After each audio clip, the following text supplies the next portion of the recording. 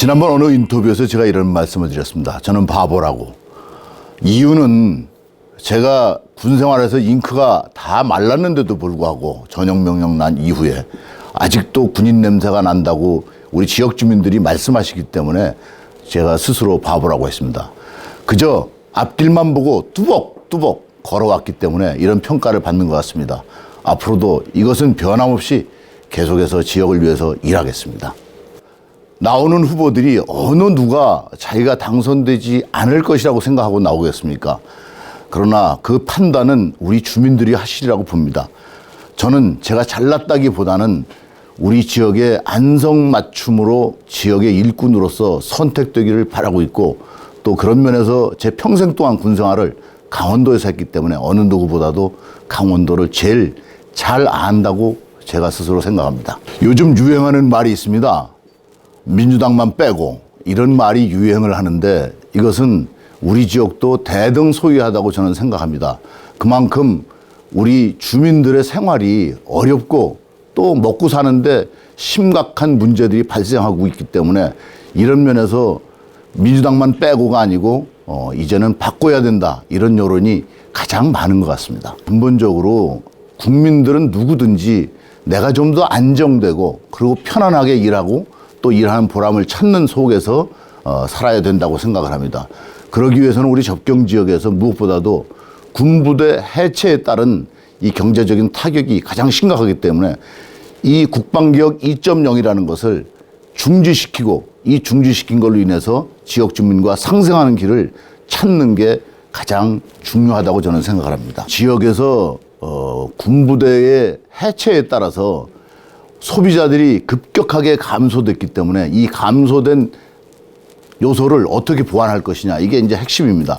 그러기 위해서는 외부에서 들어와야 되는데 들어올 수 있는 길이 우선 중요하다고 저는 생각합니다. 특히 철원 같은 경우도 전철이 들어오고, 홍천도 전철이 들어오고, 또 속초에서부터 화천, 양구, 인제를 거쳐서 속초로 넘어가는 고속화철도가 하루빨리 완공되어야지만 외부에서 사람들이 들어오고 이것을 자원으로 해서 지역 발전이 이루어진다고 봅니다. 우리 접경 지역에 계신 분들은 바로 앞에 적을 두고 있기 때문에 적에 의해서 위협받는 상황을 가장 감당하기 어려운 요소로 봅니다.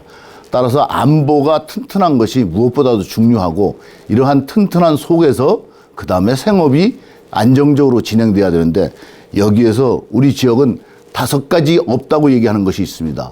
우선 철로가 없고, 고속도로가 없고, 대학교가 없고, 그리고 스타벅스가 없고, 그리고 산부인과가 없습니다.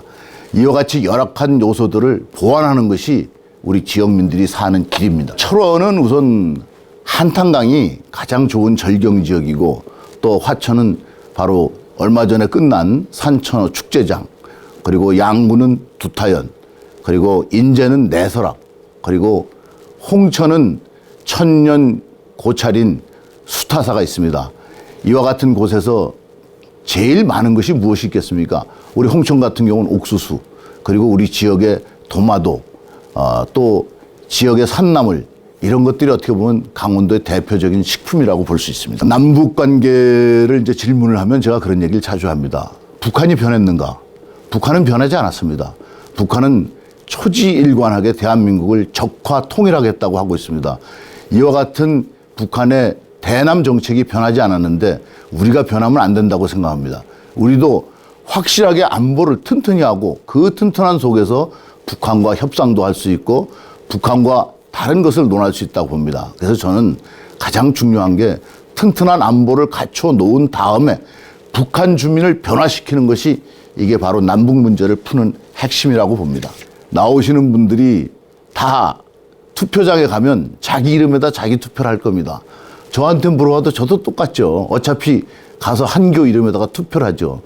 결국은 뽑는 사람이 누구냐고 물으면 결국 이제 주민들의 선택인데, 주민들께서 가장 적합한 사람을 선택하지 않을까, 이렇게 생각합니다.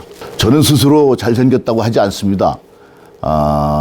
본인을 가장 가깝게 평가하는 것은 자기 아내인데, 저희 집사람이 저보고 하는 얘기가 항상 있습니다. 비정상이다. 우선 키가 짜리몽땅합니다. 1m 70이 안 되고, 또 몸 자체가 옆으로 퍼져 있고, 또 보시는 바와 같이 이마는 엄청나게 넓습니다. 또 손은 도둑놈 손같이 크고 그래서 사실 잘생긴 게 아니고 못생긴 사람 중에 한 사람입니다. 본인에게 자기 자랑을 하라고 했을 때 자기 자랑을 하면 그 다음에 뭐라 그러냐면 팔불출이라 그러죠. 그래서 저는 조금 전에도 제 그 못생긴 점을 이야기했지만 제일 문제가 단점이 아직도 군인이냐 이런 얘기를 제일 많이 듣고 있습니다. 이거는 좀 우직하고 고지식하고 또 남들하고 타협을 좀 못하는 이런 면이 문제가 있고 또 목소리도 너무 크다고 하고 또 원칙을 고수하고 융통성이 없다는 이야기를 듣고 있습니다. 근본적으로 잘못됐다고 하는 것이 지금 여러 군데서 나오고 있습니다. 결국은 국방개혁이 잘못됐으면 잘못된 것은 원점에서 다시 재고를 해야 됩니다. 따라서 이번 국방개혁 2.0은 우선 안보를 튼튼히 하는 면에서 다시 한번 재고를 해야 되고 원점에서부터 다시 검토해서 잘못된 부분들을 시정해 나가야 됩니다.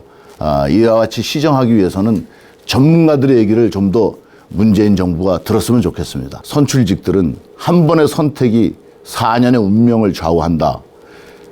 주민 여러분, 지금 선택하신 것이 잘 됐습니까? 앞으로 선택에 대해서는 신중해야 되고 또 우리 지역의 안성맞춤인 사람이 선택돼야 되고 자유민주주의와 시장경제를 존중하는 당에 소속된 사람이 선택돼야 됩니다. 그런 면에서 저는 여러분들께서 정말로 건전하게 판단해 주시기를 다시 한번 간청드립니다.